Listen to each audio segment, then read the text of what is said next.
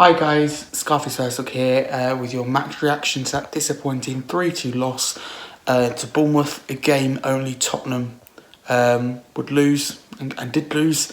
Yeah, if you're new to the channel, don't forget to subscribe, leave a like if you like it, feel free to leave comments in the comments section. So let's crack into it. Where do I start really? Apart from firstly saying that only Tottenham would lose that game. I mean, every other team would either draw that game at 2-2 or with 6 minutes of added time, momentum, all over battering for that majority of those 6 minutes would go on and win it. The majority, or if you don't, then draw the game. Nobody but Tottenham loses that game. Cellini for me has got to go after this result. I mean, I'm sorry, but it's been no different. It's that Conte's still here. It feels like Conte's still here. He's his right-hand man after all. He's worked with him for a long time and knows nothing different. He hasn't put his own stamp on, and I don't think he ever will. So I'm afraid it's time to go. Follow Conte. It's time to go. And we might as well get the new permanent manager in now. What are we waiting for? I mean, come on, just get on with it. I mean, we're standing there waiting around. We need it now. We need a new manager in. We've still got top four to play for. Well, it's looking very unlikely after this. I pretty much think the season's over. Right, what am I going to start with? Let's start with Davinson Sanchez first. It's going to be quite a long one, I reckon.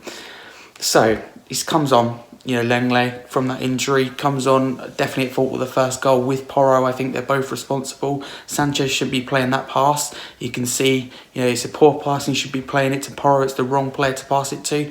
But at the same time, Porro, he's got to move the ball on. Why is he taking on 3 players? Switch it quickly or go back to Lloris. You know what I mean? He shouldn't be trying to do that. So they're both at fault, massively for that goal. They're both poor. I think Sanchez as well, again, was at fault for the second goal. Quite sloppy along with the whole of our back line. Booing him.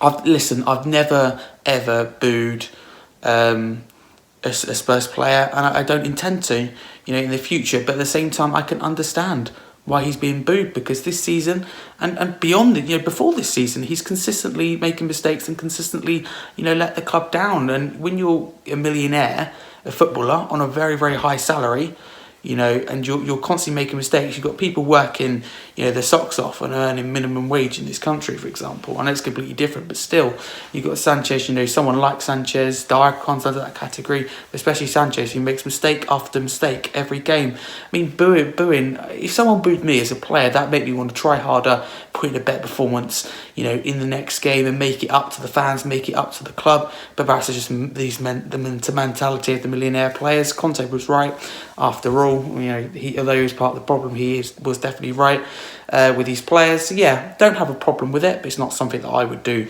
the booing. Danjuma came on. I mean, that had to happen when we went 2-1 down.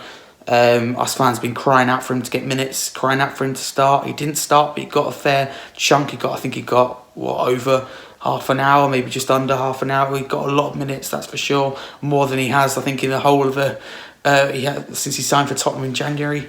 In the Premier League. He got that goal, fantastic for him. But at the same time, I keep saying Richarlison, if he scores that towards the end, we win that game 3-2. There's no doubt about that. And I feel sorry for him. It's been a terrible season for him, a terrible season for the club, but especially for him, hasn't scored a goal in the Premier League for Tottenham. He was brought in to score goals. That's the end of the day. Striker meant to score goals, and he's not scoring goals, and that's a massive issue. So yeah, lots of problems at the club right now.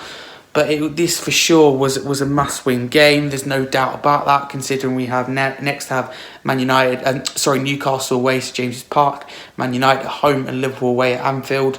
This was a must-win, and again, Dr. Tottenham comes along and we failed to win. But how many times this season, I can't count anymore, how many times this season we say, if we win, we go third, or if we win, we go fourth, or if we win, we go above so-and-so, if we win, we stretch away, we pull away from someone else, if we win, this happens, if we win, this happens. And every single time we fail to win, we bottle it. We really are a laughingstock. I hate to say it. Spursy, Banter FC, Harry Kane FC, laughingstock. All the names that the rival clubs have called us for years is all true. I hate to say it is all true. We really are a laughingstock. We really are a banter club, and we rely on the likes of Kane ridiculously as well. Frustrated. Levy's got a lot to answer for, and so is the board and ENIC, and they're rightly under a lot of pressure at the moment. As I said, there is lots of problems at the club. where do we go from here? I mean, tough games coming up. It's just damage limitation. It's a bad season. Bournemouth today clearly wanted it more, had more passion, heart, aggression. At the end of the day, I think I deserved the victory because they dug in deep. For me, they deserved it because we just weren't good in the final third and didn't really look like we wanted it, to be fair. No quality there. It is what it is. Don't forget to check out the channel though if you're new. We have daily, if you like, pretty much Spurs content, and now weekly podcast with special guests every Monday 8 p.m. Had Crackers on the last episode, so don't forget to tune in Monday. We've got another one with another.